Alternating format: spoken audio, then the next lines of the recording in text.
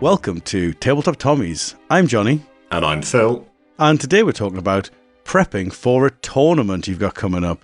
Whether this is your first tournament or your millionth tournament. Hopefully you'll find this interesting, regardless of which of that end of the spectrum you're at. And if not interesting, at least useful. Fair enough. So Phil, you're going to a tournament. What's the first thing you're thinking about or doing? Understanding what sort of event it is that I'm going to. Mm-hmm. So what I mean by this is it a thematic narrative event? Is it a casual 1 day, 3 game local gaming store event? Is it a full-on 2 day competitive, no holds barred, gloves are off event? Because how you prepare for any of those and what you bring in terms of your army and all that sort of stuff will very much depend on what kind of thing you're going to. Yeah, 100%. I suppose everything that we discuss from this point on depends on that first question, doesn't it? Yeah. What's the best way to work out what type of event it is then? Read the pack. Pro tip. read the pack, read the description, because hopefully the TOs will make it really clear in both their event description, yeah, particularly if it's on Facebook, for example, but also their pack, what it is that they expect and what you're getting into when you sign up for the event. And even as simple as, is it called an event? Is it called a tournament? Is it called a gaming day? Yeah, to be honest, I'd flip your advice even sometimes. When I'm looking at tournaments, quite often I'll read the pack before I even sign up to the tournament. Sure. Because especially if you're going to multiple tournaments in a year, if this is going to be your 6th 1,000 point single platoon, 2 flamethrowers in 6 weeks, yeah, it's hard to be enthusiastic for that. But if it's a novel format, I'll often go to stuff, even when I'm probably a little bit busier than I should be, if it's something interesting that I've not been to before. Yeah. And so, yeah, for me, reading the pack's probably before I even buy my ticket. Mm-hmm. Remembering the pack, no, that's a different question. Yeah. Reading the pack, buying the ticket, and then forgetting about it because it's so far in advance, that is a separate thing altogether, yeah. Yeah. One thing I would add here as well is print the pack. Mm-hmm. So, obviously, if you're really far out, printing the pack might be a waste of time and money because it might change. Yeah. But I would definitely turn up at your tournament with a pack in hand because a lot of TOs do provide the pack in a printed copy, but many don't, especially the smaller tournaments. And if there's anything quirky going on, the last thing you want is like trying to load it on your phone, you've got no signal. Or what were the victory conditions again? Oh, I don't know. Yeah. But yeah, read the pack, understand the event. Because if it's, if it's a nice little casual narrative game, you don't want to turn up with your, gloves off, Gurkha Power, Stuart, spam list. And everybody else has gone for really, really thematic, 9 dice, super, maxed out, 10-man squads, LMGs, SMG on the NCO, because you're going to, well, you might feel a little bit out of place, or you might feel like, you've maybe turned up at the wrong party with the wrong clothes on. Yeah, I mean, not only that, just from a sort of logistics perspective, if you haven't read the pack and you're going to choose your army and you're submitting something that is illegal by the pack, you're just creating work for everyone involved in that situation. The TO's going to have to bounce it. Yeah. You're then going to have to rewrite it. If you are really enthusiastic about it, this might make you a little bit annoyed, and now you're having to think, what am I going to bring instead? Mm-hmm. And so, yeah, step 1, read the pack. Yeah. Once you know what the pack is and you know what you're getting yourself into, obviously you're then going to start thinking about what army you're going to take. Yeah. So when you're choosing armies for events, obviously you're choosing it based on what type of tournament or event it is.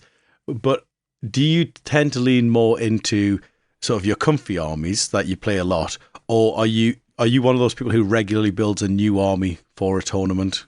So when I first started, it would have been going to events to play different people and experience different play styles and that sort of thing. Mm-hmm. And I would therefore take an army that I was getting used to and getting comfortable with. Because if I was chopping and changing every single event and I'd only been playing for 6, 7, 8 months, I'm not going to understand and learn what my play style is. So when I first started going to events, it was very much my British, it was my commandos, that was what I was playing, for the first sort of 2, 3, 4 events. Now I absolutely am that second type of person, like you said, where I'll look at what's coming up over the next 12 months. I'll, got a good understanding now of what kind of events appear in the UK. And I'll plan an army 6 months ahead which I'm going to take to that particular tournament. So, one of our first episodes when we had Mark Vance on talking about the Welsh Open, I knew way in advance that I was going to take that Free French North Africa army, bought it, months in advance, and kind of worked out how long it was going to take for me to paint it and all that sort of stuff, knowing that, for September 23, that was when I was going to be taking that list to its first proper tournament, proper event. Yeah. See, I've never been one way or another, especially. I like to build new armies for tournaments because really it's the only time I have a real incentive or drive to finish an army. Mm-hmm. Usually what happens is that I buy an army, I get quite excited about it, I start painting it, life gets in the way, it goes on the shelf, it's sufficiently painted that I'm not embarrassed to take it down the club.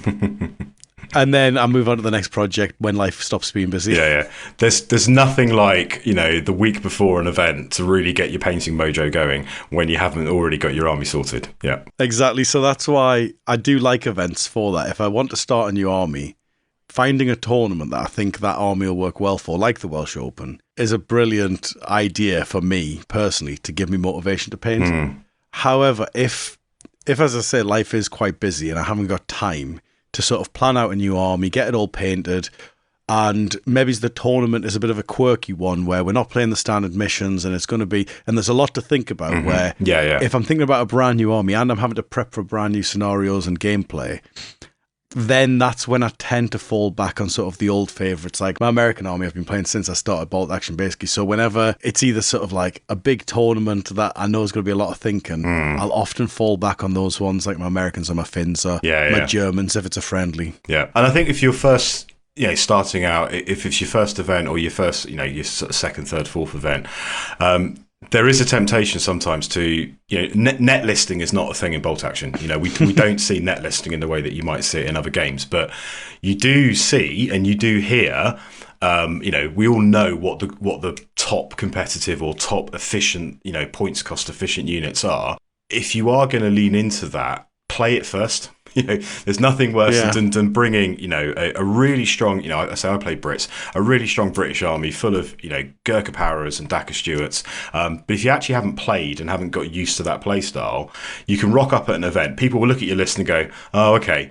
But then if you can't actually handle it and you can't, play it well, there's a bit of a mismatch there between, the list that you've brought and the ability to actually play that list and do it successfully. Yeah. I actually think there's a mindset there because actually I do the opposite where sometimes if I want to get into a new army and I don't have time to practice it, I will take it to a tournament completely unprepared because there's no other time I'm going to get that many games in that quickly. Yeah. And so if I'm going to a tournament, I don't really mind where I place. As long as I'm not sort of embarrassing myself, I'm somewhere in the middle, I don't mind learning. So I did that with the Brits, not last English Nationals, the one before, at BritCon. I took Brits to that, having never really taken them to a competitive tournament. And I even took like quirky units like the Wasp, knowing full well that it's not a super competitive unit. It's a really hard one to work out how to play. Mm-hmm. But I'd built this Wasp. I very rarely got to use it. And I thought, I'm not that bothered about like top position. As long as I come sort of in the top half of the table, I'm a happy chappy. Mm-hmm. And so I took this fairly standard British platoon with like Paragurkha. So I knew that I wasn't hugely up against it, but at the same time, I knew it was going to be an uphill battle because I hadn't played the list a lot and I had like quirky units in there alongside the good ones. Yeah, and I think I agree with that. When you have been to a few events and you've kind of got used to going to tournaments, they are really good to try new things out at as well. Yeah. But I wouldn't do that from day one. I wouldn't turn up to my first event with a brand new list I've never played, having watched videos on YouTube and listened to podcasts and gone, these are the really good units. I'm going to take all of these units to an event and then not practice it beforehand. Yeah, and that's exactly it. Because, again, I'm talking from a perspective of sort of knowing the rules well at that point. And so when I'm making decisions with that army, it's purely based on the units. It's not trying to remember rules that I've only just learned.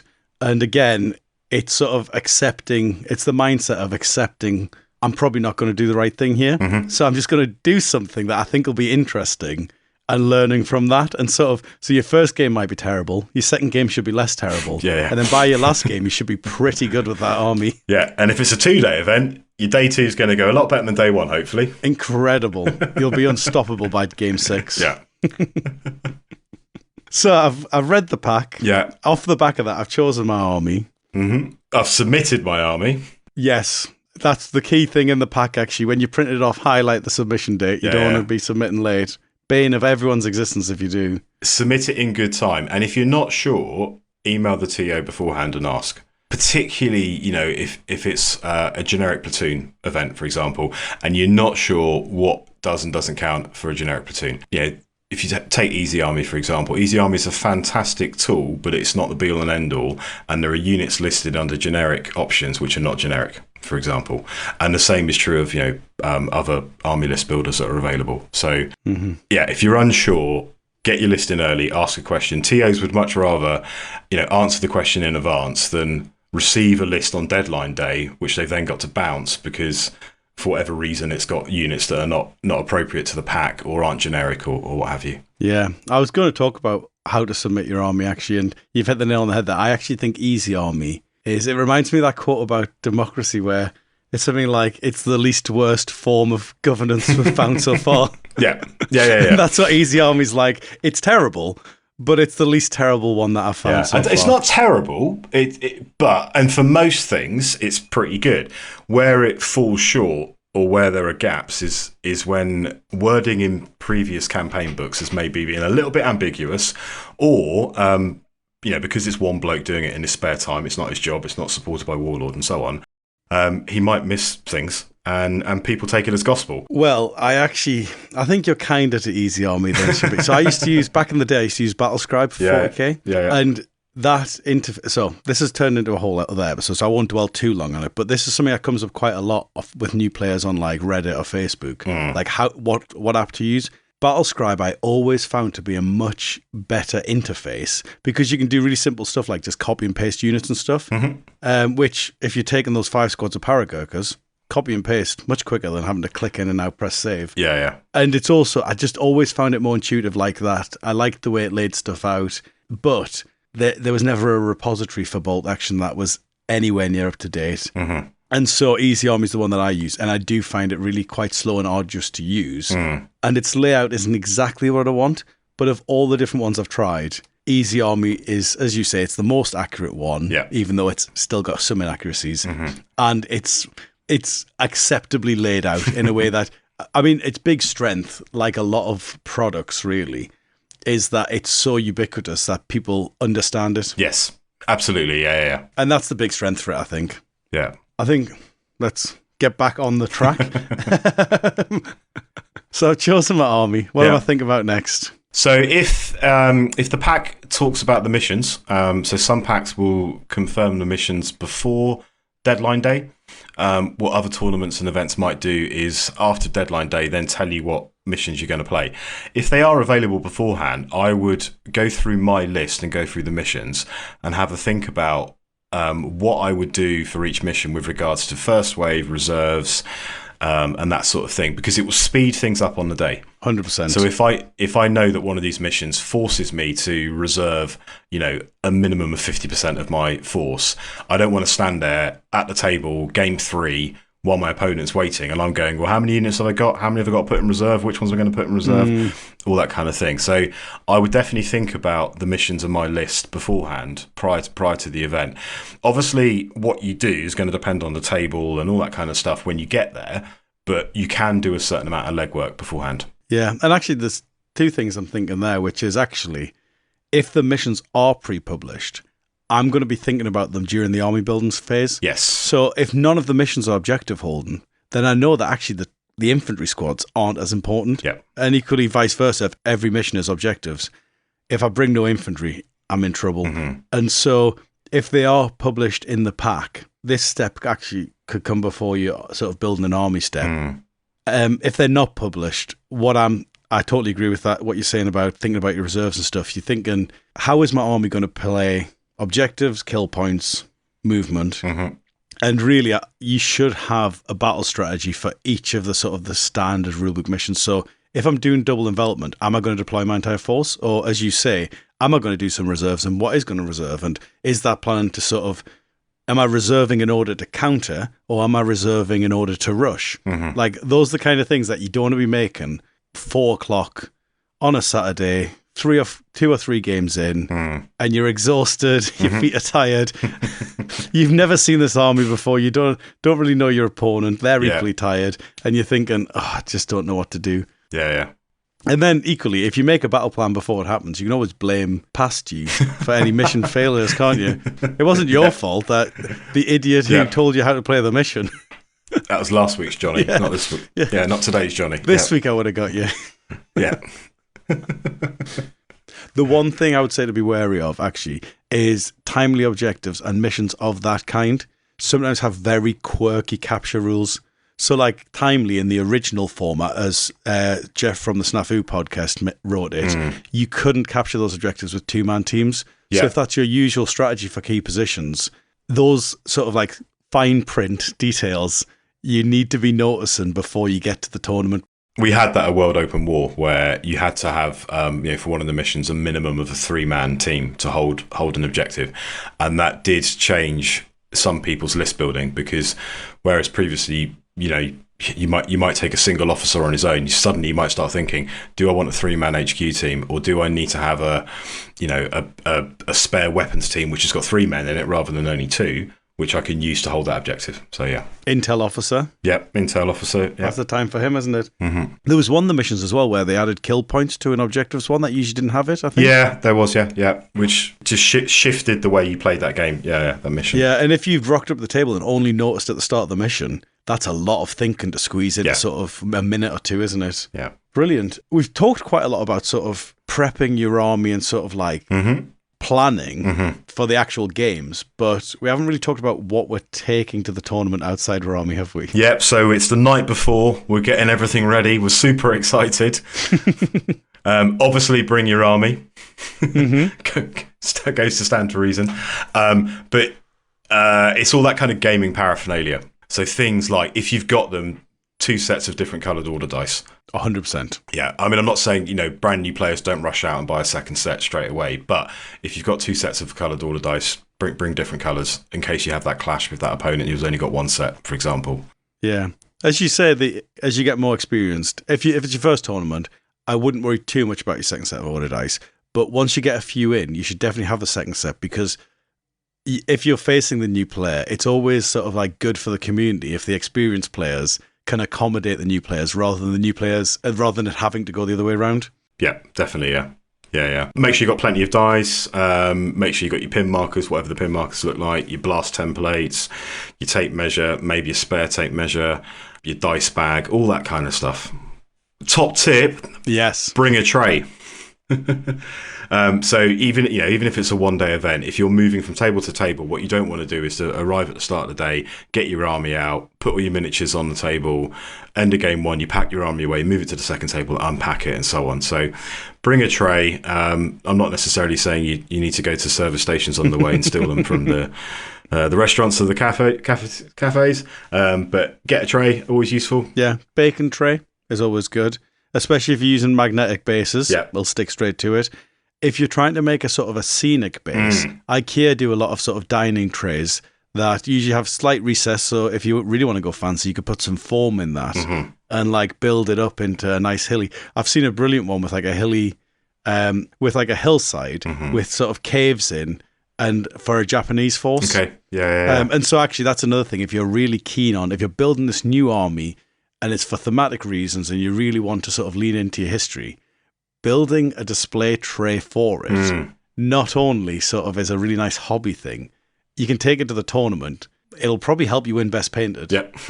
and it'll help you carry your army around. Yeah, and people will notice it and they'll come and talk to you about it. Yeah, absolutely. Yeah, you'll get loads of people. If you do a tray like that, you'll get loads of people taking photos of it and stuff and like asking you how you did it. And it's a really nice way if you don't know anyone in the community. Things like that are a really nice sort of like conversation opener where people will come up to you and say, wow, where'd you get that tuft of grass from? That stuff there looks really natural. And my stuff looks rubbish. And then you can go into a whole conversation. You might make a friend. So the last thing to do before you jump in the car in the morning, all fresh-eyed and bushy-tailed, print your lists, two copies. Minimum. I always bring 1 list for myself and 1 list for every opponent I'm going to face. Okay. And then that way, if the opponent keeps it by mistake, I know I've always got spares. Yeah. And the other thing as well is, if I don't lose them, I end up using them to keep notes on, either like score if it's timely or write down my outflanks on. Yeah.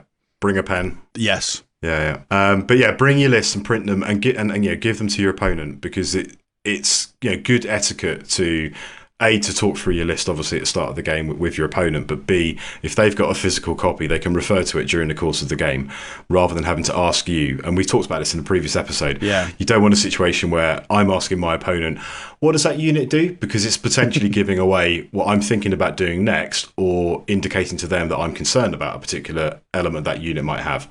So do print your lists out. And not only that, it's also a speed thing. Like, these rounds might be quite short. You can do 1,000 in 2 hours sometimes at tournaments. Yeah. Mm-hmm. That's very tight. If you're wasting sort of like 10 minutes over the course of the 2 hours just asking people, how many SMGs does that squad have again? That's just a waste of time that you don't need. Because if you had the piece of paper, you could be checking that while your opponent actually moves them. Yeah. And I have had opponents who you'll be setting up and you'll go give them the list and say, I trust you. And I always just say, no, keep my list. Because you never know. Later in the game, you might want to check something. And sure enough, later on in the game, there'll be something like, how strong's the bazooka again? Or something trivial like that really everyone knows, but you just want to quickly double check. And you can just do that without having to spend too long on it. Yeah. And the last thing in terms of packing your gaming paraphernalia, bring the books. Yeah, 100%. If you're using units from a campaign book, I absolutely would recommend you buy the book rather than just going off Easy Army or another army builder, and you take them with you on the day, because going back to the conversation about Easy Army, it doesn't always present the unit rules accurately. It often misses things out. Likewise with the theatre selectors, it doesn't always present the actual rules of the theatre selectors. And speaking from a TO perspective, when I've gone back to people and said, yeah, you can't take that unit, or over the course of the games at an event as a TO, I've had to explain to people during the middle of the event, you've been playing that unit wrong because you haven't brought the book and you haven't read the book, and you need to know what your army does, and you need to know what your units do. Yeah, and it's also a lot of these theatre units especially are quite quirky in their rules, and the wording is important. And so it's one thing to sort of say, oh yeah, it does this, but you might have misread it. It's just so much better just to have the book to hand. You can always double check it. Your opponent can double check it. I also think from sort of I have a lot of armies already. I haven't bought a lot of bolt action recently, to be honest. And I don't buy a lot of bolt action because really the infantry are that plentiful and cheap that when I buy a pack of infantry, like one pack's like a new army for me, basically. A lot of my tanks are print. And so a lot of the time, I'm not, even though I play bolt action quite a lot, I don't actually support Warlord financially that much, really, I would say, other than what I always do. So whenever I'm running a new unit, I'll always buy the book. Yeah. And it's a nice thing to have as well, just on your shelf. Even if I haven't played an army for a while, just having it on the shelf, and then I might read it for the history at some point. So there's my little piece of goodwill at Christmas time to Warlord. So that's everything I need to think about then, Phil, isn't it? I'm ready to go. Yeah, I'm ready to go. Jump in the car, jump on the public transport. Off we go to the venue. Brilliant. Make sure you know where it is. Yeah. On that note, make sure you know how you get in there. Maybe check out the parking in advance. Sounds straightforward, but is there food available? Bring food and drinks with you. All that kind of stuff. Yeah, it is a long day. 3 games is a lot to play, especially if you're not used to playing it in one day. You are going to get tired. You are going to get hot. You are going to get sweaty and all that kind of stuff. Bring some deodorant as well, actually, on that note. But yeah, all the kind of stuff. Know where you're going, know where you need to park. Do you need to bring food with you? Is there going to be food available? All that kind of thing. There's nothing worse than turning up, to an event late because it's further than you thought, or there's no parking available. They don't serve any food. You haven't brought any food with you. Halfway through the day, you're absolutely starving and already tired and exhausted. All that kind of stuff. Yeah, the food thing's a right faff where if there's like one food van and there's loads of tournaments happening simultaneously and there's 45 minutes for lunch, the queue's half an hour long. I didn't get in the queue quick enough, now I'm not getting lunch. And so it's such a sort of quite a boring thing to think about, but just thinking, am I going to take sandwiches is quite important. And sort of staying hydrated, staying fueled. I mean, with you saying there 3 games, if it's 2.5 hour games and then you've got the breaks in, it's like a full day at work, basically. Yeah. It's a long old day. Yep. Mm-hmm. Yeah. And actually, on that note, make sure you sit down when you can. Mm-hmm. If your opponent's doing stuff that's taking them like minutes at a time, sit down in that time if you're not needed, because it doesn't seem like much sitting down for 2 minutes at a time. But the other alternative is to stay on your feet for 8 hours. Yeah. And that even people who are sort of like in sort of like quite physical jobs, I think, just because the thing that's different as well when you're playing bolt action is you're not moving around a lot on your feet. And so it is very tiring standing almost stationary for a full day. And also that weird lean where you're not fully leaning over, but the table's not quite high enough. So you're in a weird sort of like, depending on how tall you are, obviously. Yeah. But I find that personally that the tables are low enough that I can't stand up straight when I'm doing stuff on the table, but equally I'm not really crouched over either. So I'm in this weird position where it can really wreck my back if I spend the whole day on my feet leaning half over the table. It's just turning into complaints. Maybe we shouldn't go, actually. Now I'm thinking about this. Well, we'll do that at the end. Yeah. Do you know what? It sounds like far too much hard work. We're just going to stay at home and play in our garage. Yeah. What's the point again, Phil? Why am I going to a tournament? We actually didn't address that at all, why we're going to a tournament. We'll gloss over that. Yeah. Anything else we need to consider now that we're actually en route or at the tournament? Just in terms of at the tournament timings, make sure you know what the timings are. Obviously, the TO is going to keep you informed, but nothing worse than turning up late for the second or third game because you haven't paid attention to what the timings are. You spent too long, on the break. It's frustrating for your opponent, and it's frustrating for the TO as well. Yeah, one of the things that I always do at tournaments, which I don't like doing, but it's one of those things where you sort of like you endure it now and then in the future it's easier, where at the end of a game when you're quite tired, you've been playing for 2.5 hours, let's say, maybe it's even longer, and your stuff's all over the table, I'll always try to pack away immediately. Yeah. Even though like you might be keen to go and get something to eat or go and talk to someone, I always try to pack away as quick as possible, because then if either I don't know the timings or the TO has changed the timings for some reason, I'm never caught off guard because, oh crap, I've got 5 minutes left for break, but that's fine because all I need to do is pick up the tray now. Yeah, no, I'd agree, definitely, yeah. But it is, even when I play down the club and stuff, the only bit of the game that I don't enjoy is having to pack away at the end. I feel like we need to get some caddies who just, when your models die, they just neatly put them back in the case for you or on the tray. Very good. And then during the course of the day, enjoy it. I know from what we said so far, it sounds like they're not very enjoyable because there's a huge amount of preparation and your back's knackered and you're on your feet all day. But enjoy it. Talk to people. I went to events pretty early on in my starting to play bolt action. And I got to meet loads of different people. I got to play loads of different armies, and I got to know people, on the UK, event scene. And it was fantastic. And these are people that I now see regularly at events because I've been chatting away with them for the last 18 months now, nearly 2 years. Yeah, it's incredible how there's sort of in the UK circuit, as it were, there's a group of people who all sort of know each other just from. And they might not be going to every single tournament, but if you go to sort of 3 big ones across the year, you'll probably meet the same people at those 3. Yeah. Like the same dozen people, let's say. And so by the end of the third one, you usually know someone who next year, when you see them again, it's like, oh, this time I'll beat you. Yeah.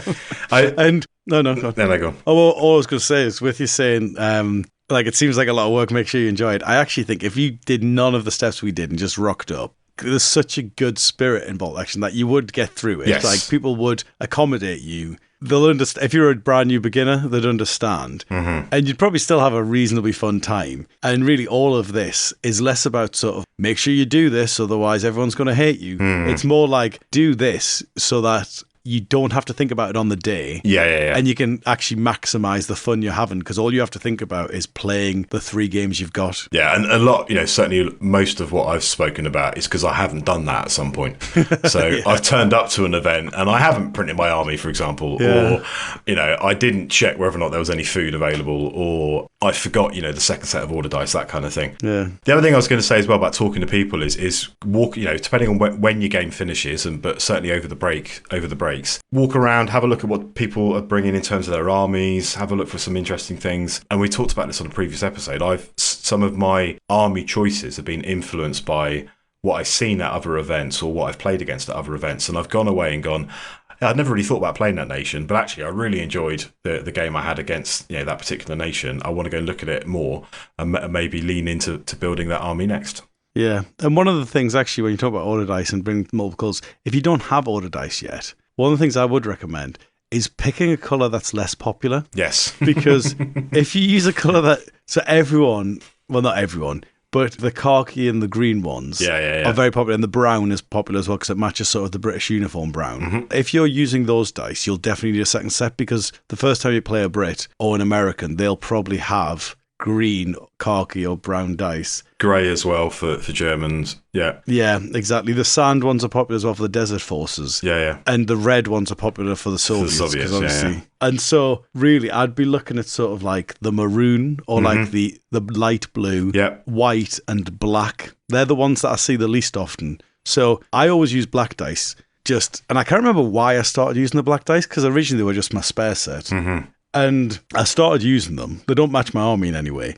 But I don't remember the last time I came up against someone using black dice. If you want to go crazy, you can get the even more different colours from the Gates of Antares range. Yeah, you have to be careful with them, though, because some of them have, like, arrowheads on instead of the straight lines, which I don't think you're going to notice it in the order bag. But it is one of those things if you start to go to very competitive tournaments where I imagine someone would be a little bit suspicious if your order dice are different because it's embossed. If you're really going for it, you could probably feel it in the bag. Yeah, true. You probably couldn't quickly, but and I'm pretty sure I think that happened once. Where one player did exactly that just because they liked the colour of the Antares ones. And I remember they actually brought a normal set of order dice as well. Sure. Just in case their opponent did want them to use the normal dice instead. Cool. And then, of course, you could always use a different set in the bag if like you really like your bright orange Antares dice next to your units. You could put your normal order dice in the bag. Yeah, absolutely, yeah.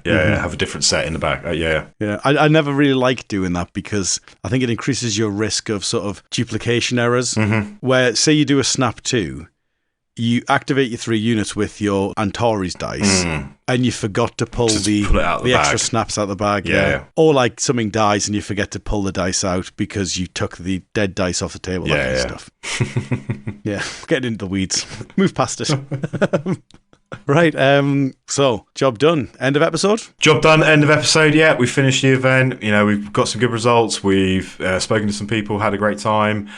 We jump back in the car or jump on public transport and we go home and we don't think about it ever again. Perfect. Yeah. However, what you could do is spend a bit of time thinking about how the event went, how your list went. Talk to your opponents after each game. Ask them for any feedback. What went well? What would they have done differently?